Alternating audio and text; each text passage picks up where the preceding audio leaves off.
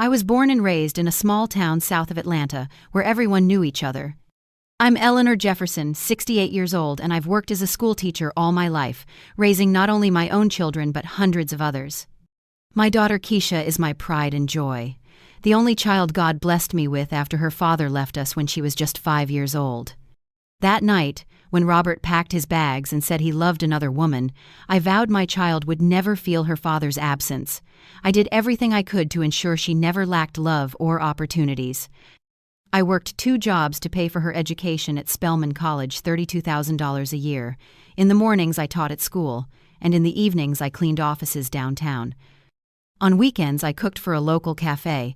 Over 4 years I spent $128,000 on her education, money I'd collected all my life, saving a little from each paycheck. I denied myself everything, wore clothes from thrift shops, but Keisha always had the best. I remember her college graduation day as vividly as if it were yesterday. She stood on stage in her black gown, receiving her honors diploma. My heart swelled with pride. "This is for you, Mom," she said to me later that day, handing me her medal. "Without you, I never would have achieved this." When she met Jerome at a corporate event for her company, I was happy for her. He seemed like a good man, a lawyer from the big city, handsome, polite, with impeccable manners and prestigious education. When he first came to dinner at our home, he brought a bouquet of flowers and a bottle of expensive wine, but something about him made me uneasy. Perhaps it was the way he looked at my modest home, as if appraising its value, his brows furrowing when he noticed a crack in the wall, or the slight grimace at the sight of furniture I'd bought back in the 90s.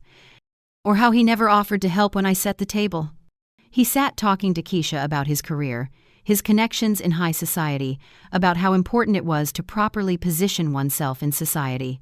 I noticed how Keisha eagerly caught every word, like a child discovering an exciting new world. "This boy looks down on you, child," I told her after his first visit, as we washed the dishes. "No, Mom," she laughed. "He's just refined. He comes from a different world, with opportunities we can't even imagine." I kept silent. Who was I to ruin my daughter's dreams? I too wanted a better life for her, greater opportunities than I had. Over the next 6 months, I watched as Keisha slowly changed.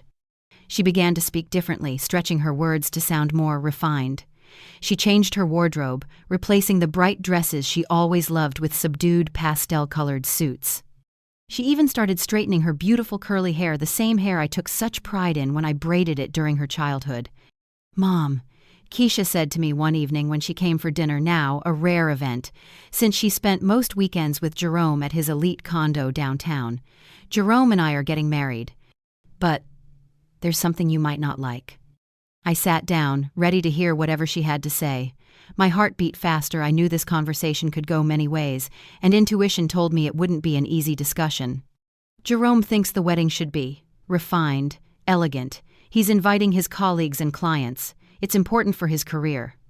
"Of course, dear," I replied, not understanding the problem. "I want your day to be special. I can help with expenses." I started thinking about my savings, how I could withdraw a few more thousand from my retirement account. "No, Mom, that's not it," she quickly interrupted. "His parents, they want to pay for everything. They insist." I felt some relief, but also a pang of anxiety. If they're paying, they're controlling the whole process. She looked at her hands that now had perfectly manicured nails covered in pale pink polish. Once, she loved bright colors, red, blue, sometimes even green. "The thing is, Mom, Jerome thinks some things might not match the image he wants to create." "What things, Keisha?" I asked, feeling my throat tighten.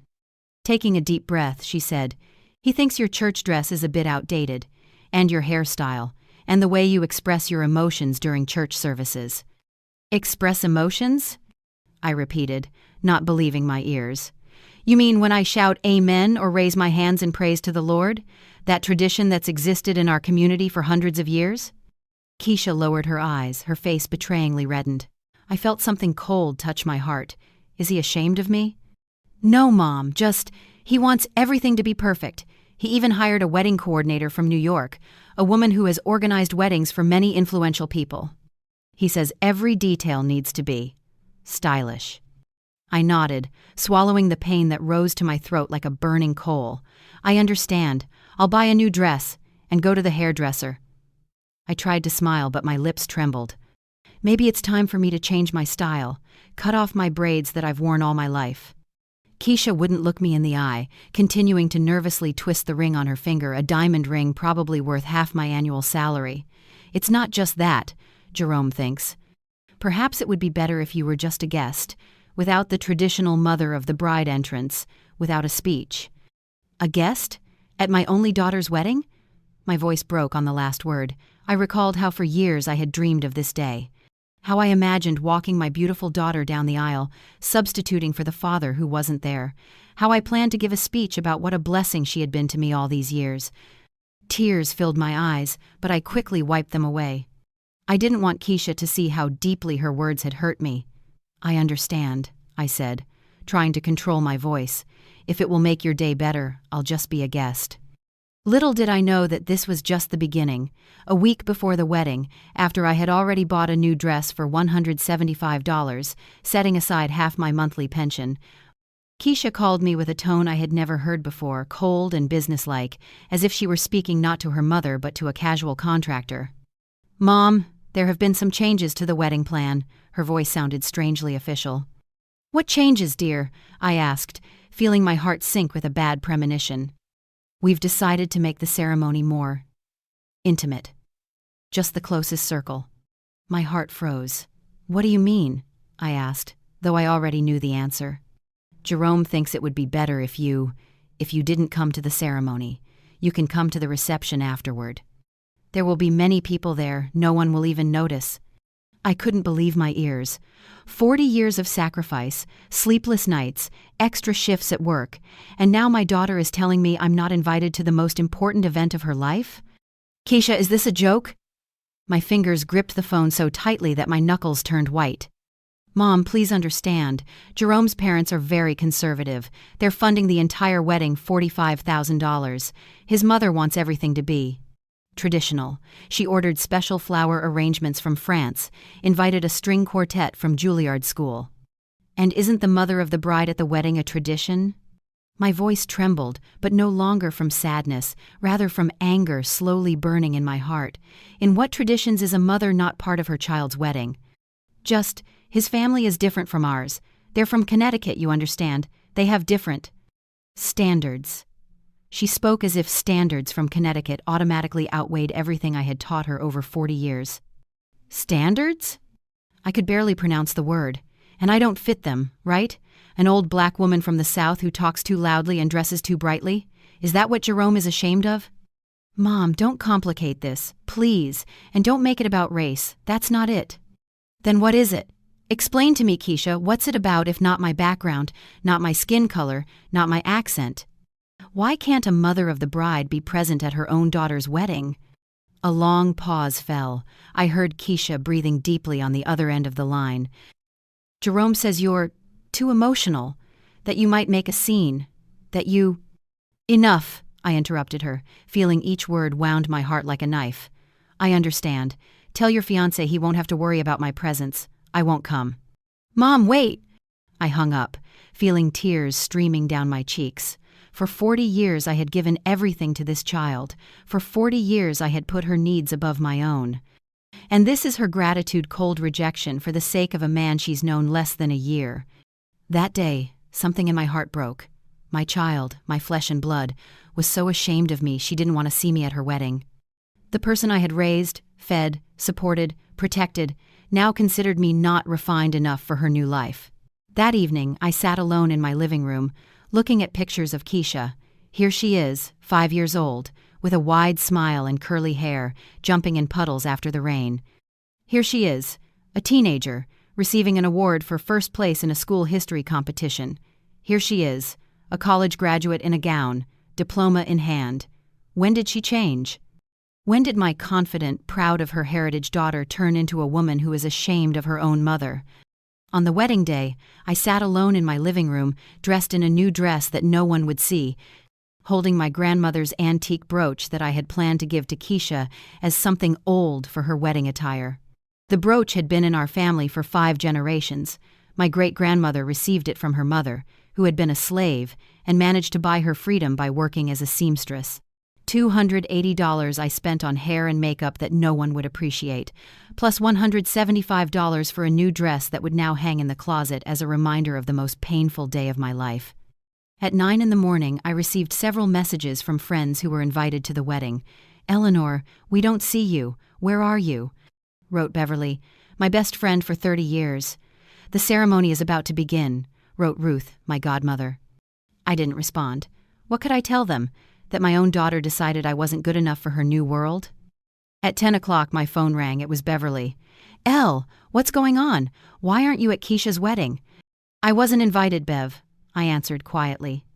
"What? Is this some kind of joke? You're her mother!" Obviously, that doesn't matter to her new fiancé. He decided I don't fit their perfect wedding. Silence on the other end of the line, and then, "I'm leaving. This is unacceptable." "No, Bev, please stay. Support Keisha. She's still my child, even if she doesn't need me anymore." That evening, I took a piece of paper and began to meticulously list everything I had done for Keisha over the 40 years of her life. When she was 7 and fell ill with pneumonia, I worked extra shifts at a local diner to pay for medicine not covered by insurance, $2,800. I remember sitting by her bed at night, wiping her little body with wet towels to bring down her fever. How I prayed, holding her little hand in mine, promising the Lord anything, just for my child to recover. When she turned 16 and dreamed of a prom dress that her friend wore, $650, which I got by selling my grandmother's china set. The same china my grandmother received as a wedding gift and which I kept as a family heirloom. But the joy on Keisha's face when she tried on that dress was worth any sacrifice. College, $128,000. Years of economizing on everything, from food to clothing. Nights spent cleaning offices when other mothers slept. Weekends devoted to cooking for a local cafe when others relaxed with their families.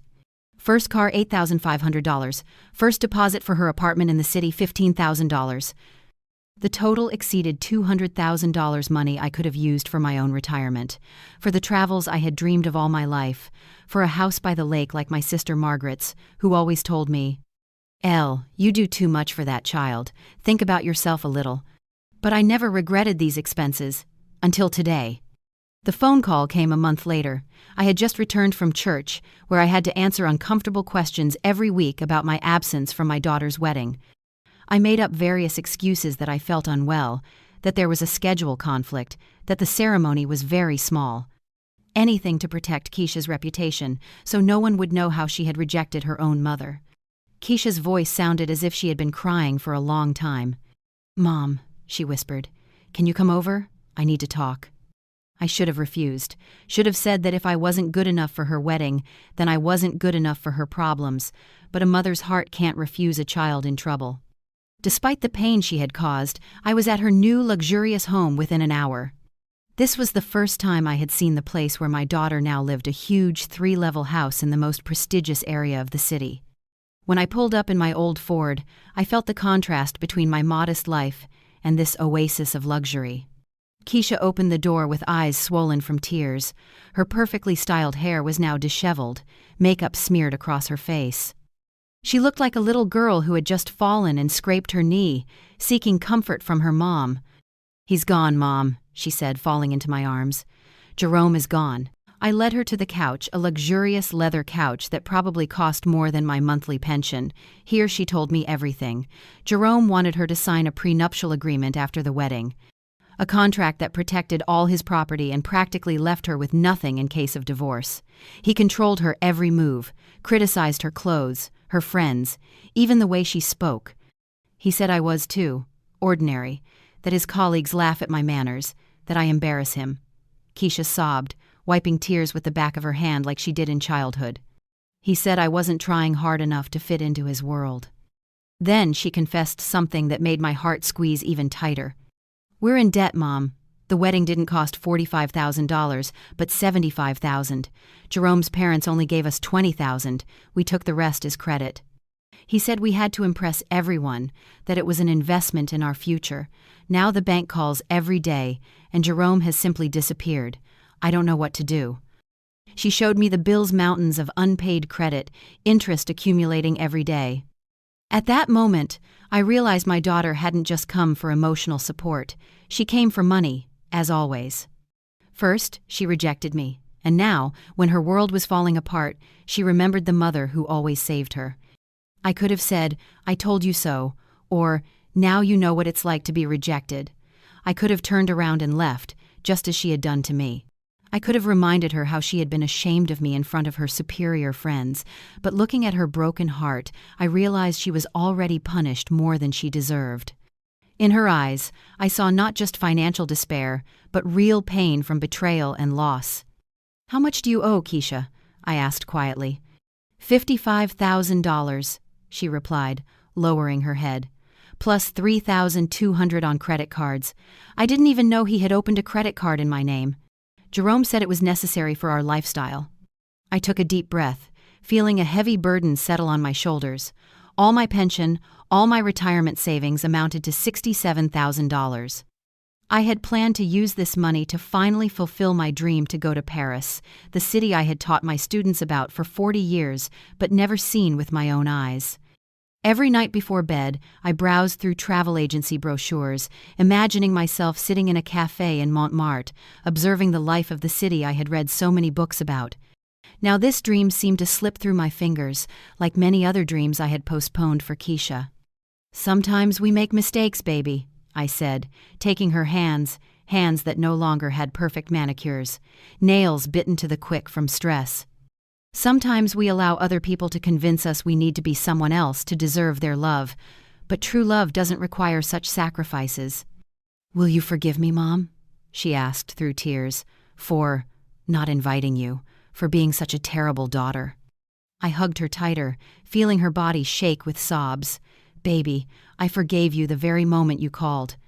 But that night, returning home, I looked at the stars through my bedroom window and realized something in me had changed. My love for my daughter remained as strong, but there was something new, an understanding that I too deserve respect and dignity. I made a decision that changed our relationship forever. I didn't give her all my savings as I had done before. Instead, I helped her make a debt payment plan. I gave her $10,000 to appease the most aggressive creditors and helped her find a job at a local school as a history teacher, like me. "Keisha," I told her the next day as we sat at her kitchen table, sorting through a pile of bills, "I'll be with you every step of this journey, but you need to learn to stand on your own feet. I won't always be around. And most importantly, you need to learn to love yourself as you are, your culture, your roots, your family." She nodded, and I saw in her eyes something I hadn't seen in a long time: respect. The following months were difficult. Keisha had to face the reality of divorce just a month after the wedding. Shame, questions, gossip, it was all painful. She had to sell the luxury car Jerome had given her and move to a more modest apartment. She had to admit to everyone that her perfect marriage had been an illusion. The hardest part was when she met Jerome's former friends, the same people she had so desperately tried to impress. Their looks, full of pity and condescension, wounded her deeper than she could admit. "They look at me like I'm some kind of failure, Mom," she cried one evening, "like I was just Jerome's temporary project that failed. And why do you care what people think who judge others only by wealth or status?" I asked, rubbing her back. These people never knew the real Keisha, a strong, intelligent woman who can rise after a fall. But this crisis brought us closer than ever before. Keisha started coming to me for dinner not because she needed something, but because she truly wanted to be with me. We rediscovered the joy of simple moments, preparing breakfast together, watching old movies, singing in the church choir as we did when she was little. I taught her my grandmother's recipes, which she once considered too simple for her new lifestyle, and she helped me master the smartphone my colleagues had given me for my retirement, but which I had never learned to use. One day we were looking through old photo albums, and Keisha paused on a picture where her father held her in his arms. She was only 3 years old, smiling a toothless smile. "I hated him for leaving," she said quietly, "but now I understand that you can't build a life on hatred or fear. I was so afraid of becoming like him, poor, without prospects. I thought Jerome's money and status would protect me from that fear, but all they did was separate me from the only person who truly loved me." I hugged her, feeling years of hurt and pain dissolve in this moment of genuine closeness. And those $57,000 that remained from my savings, I finally fulfilled my dream. At 69, I flew to Paris for the first time.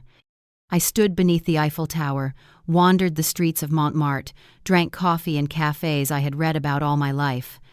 I visited the Louvre and stood before the Mona Lisa, whose mysterious smile seemed to tell the story of all the women in the world. And the best part, Keisha supported me in this decision. She helped me plan the trip, found the best tours for people my age, even learned a few French phrases to teach me. "Mom, you deserve this. I'm so happy for you," she said sincerely, waving goodbye at the airport. "You've lived for me long enough. Now it's time to live for yourself." 5 years have passed. Keisha now runs her own consulting firm that helps small businesses develop. She uses her experience and knowledge gained in college to help others, especially women from disadvantaged areas who dream of their own business. She met a good man from our church, a simple, kind man named Marcus, who loves her as she is. He doesn't have a luxury car or designer suits, but he has sincerity and respect that Jerome never had. She's completely paid off her debts, and even returned those $10,000 with interest. "It's the least I can do," she said, handing me an envelope with a check, "for all the years when you gave everything expecting nothing in return." Last year, she and Marcus got married in a modest, love-filled ceremony at our local church. Keisha asked me to walk her down the aisle, and as we walked down the center aisle to the sounds of the church choir, I saw in her eyes that same little girl who once jumped in puddles after the rain. I sat in the place of honor, dressed in a bright purple dress that was too loud for the first wedding. I clapped loudly, cried tears of joy, and even performed a gospel solo that made the entire church stand up and join in praising the Lord. After the ceremony, Keisha approached me with a small velvet box. "What's this?" I asked. "Open it," she smiled. Inside, I saw my grandmother's brooch, the same one I had wanted to give her for her first wedding. "But how? I thought it was lost." "I found it in your closet when I was helping you pack for Paris," explained Keisha, "and I saved it for today, because today I am finally ready to wear it with pride." She pinned the brooch to her wedding attire, a simple but elegant dress made by a seamstress from our district. This brooch symbolizes the strength of the women in our family. Women who survived slavery, discrimination, poverty, but never lost their dignity, and I'm proud to belong to this lineage. Sometimes life's biggest blows give us our biggest gifts. My daughter rejected me, then returned stronger, wiser, and more authentic. And I realized that a mother's love can weather any storm if it's genuine. But I also learned something equally important. I deserve my own happiness, my own dreams, my own path. Over these 5 years, I've visited not only Paris but also Rome, London, and Barcelona. I began writing memoirs about my life as a teacher, stories about the thousands of children who passed through my classroom, and the lessons I learned from these encounters. To my surprise, a local publisher became interested in my book, and next month will be its presentation. I found my own circle of friends, women my age who also raised children and now enjoy their well-deserved rest. We created a book club where we discuss literature we always wanted to read but never had time for. Now every Sunday, Keisha and I sit side by side in church, our voices blending in song, and every time she smiles at me, I thank the Lord for returning my daughter to me not just physically, but spiritually. And for showing me that motherly love doesn't mean constant sacrifice. It means creating healthy boundaries and mutual respect that allow both of us to flourish. Keisha once told me, "Mom, I thought money, status, and connections would make me happy, but I found true happiness only when I returned to my roots, to the values you taught me since childhood. To the understanding that a person's true value is measured not by the size of their bank account or the address of their house, but by the strength of their character and ability to love." In that moment, I realized that all these years, all these sacrifices, all these dollars spent on her education, had borne fruit after all. Not in the form I expected, not in a prestigious job or wealthy husband, but in wisdom and understanding of what truly matters in life. Every night before sleep, I thank the Lord for this lesson we both received, for my daughter finding her way back to true values, and for me finding the strength not just to forgive, but to establish healthy boundaries. Because sometimes the greatest expression of love is allowing the person you love to face the consequences of their actions. Last month, Keisha told me she's expecting a child, my first grandchild. When I placed my hand on her belly, feeling the barely perceptible movement of new life, I thought about all the lessons I would pass on to this child. Not just about the importance of education or hard work, but about the value of self-respect, about pride in one's heritage, about how true love never requires us to give up ourselves.